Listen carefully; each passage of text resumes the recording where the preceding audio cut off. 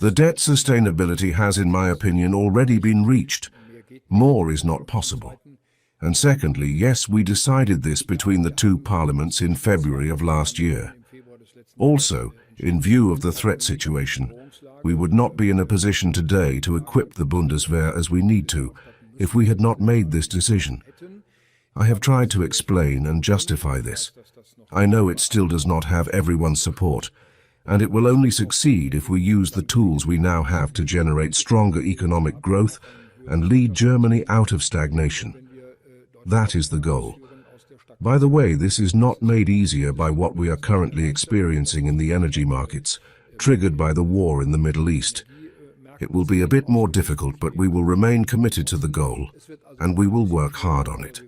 Mr. Merz, I wanted to switch to the international level again. Have you received information over the weekend from Israel and the United States on how long the bombardments in Iran will continue? In the past 9 days, I have been conducting intensive discussions with the Israeli government, of course, with Prime Minister Netanyahu. I have been to Washington, as you all know, last Tuesday. Over this weekend, I also spoke with a whole range of heads of state and government from the region. We are in intensive contact with each other. However, at the moment, it is not foreseeable when the Mullah regime will be ready to cease hostilities against the neighborhood. The threat to Israel, the threat to the Gulf states continues. It is also demonstrated daily through attacks on civilian buildings and on military facilities in these states. I can only say from my side, the faster the Mullah regime stops, the sooner this war ends. It is solely up to this regime and the so-called Revolutionary Guards to cease hostilities. As long as this is not the case, I assume that Israel and America will continue their defense against this regime. Because the threat posed by this regime extends far beyond the country and the region. You know that Iran supports Russia in its war of aggression against Ukraine, that Iran is significantly responsible for the terror of Hamas, Hezbollah, and the Houthis.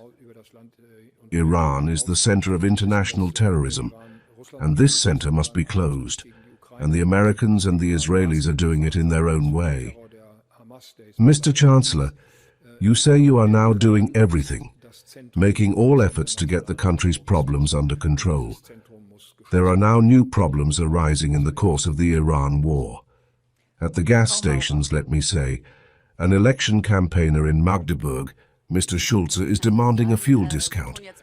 What do you say to such proposals? Fuel price break, fuel discount. We are, of course, monitoring the development at the energy markets very closely.